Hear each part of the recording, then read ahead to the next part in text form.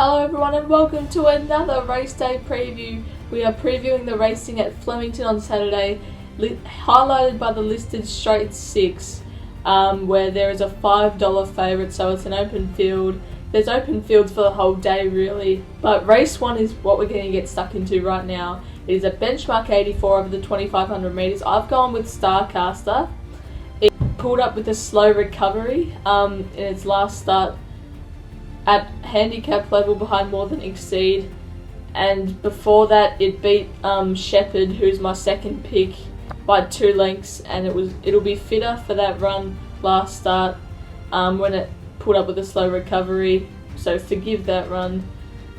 It is definitely a winning chance. SHEPARD in there for second. Peter Moody trains it.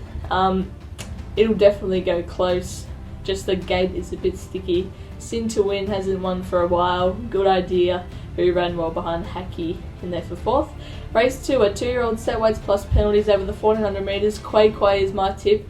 Of course, won the Phobos Gold Showdown, and that was a really strong performance. He can definitely back that up and do it again, which is what I think. Indictment in there for second. It went to Adelaide, didn't perform at its best there, comes back down, but before then it was racing really well. Rock the Ring, good maiden win, as was Immortal Love.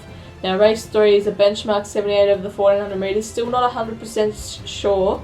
I'm tossing up between the first and second horse, which is Barbie's Fox and Debt and Deficit, but right now I'm going with Barbie's Fox. It was a really good win first up in the Darren Gauci handicap, and that was first up, and first up on a soft track need to be good. It'll be fitter, goes well second up, 1 from 1.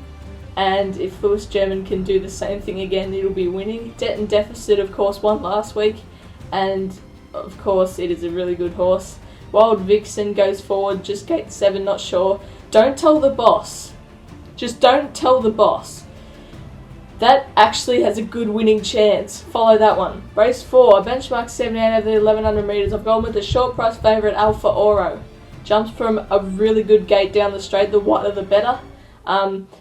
It's come back in great order. Remember, it only lost by about a nose to Leonardo da Vinci, won a Group 2 at Moonee Valley. That was about in 2018.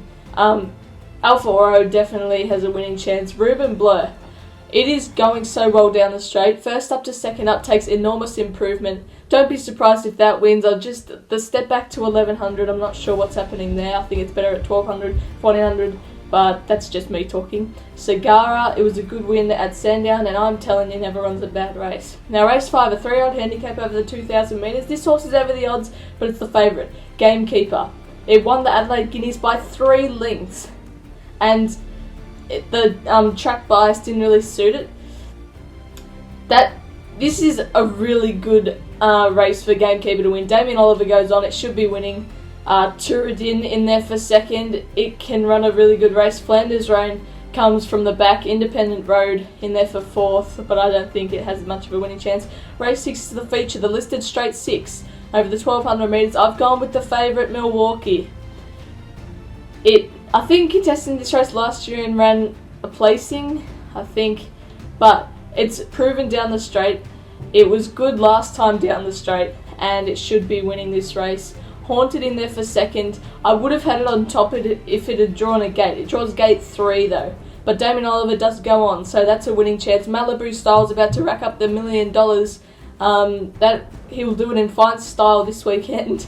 Homer the Brave in there for 4th.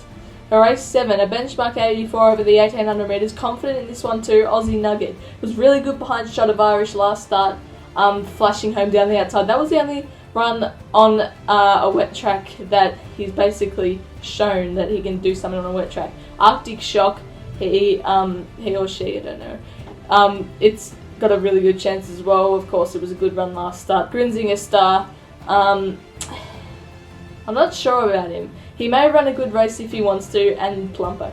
Race 8, an open handicap over the 1600 metres. I've gone with Shot of Irish. Isn't he just flying this preparation? Shot of Irish will go to the front from a good gate, and hopefully it can hold on. Soci Born in there for second. It's in form, and it'll definitely bring its A game as well, although it's won 5 from about 51.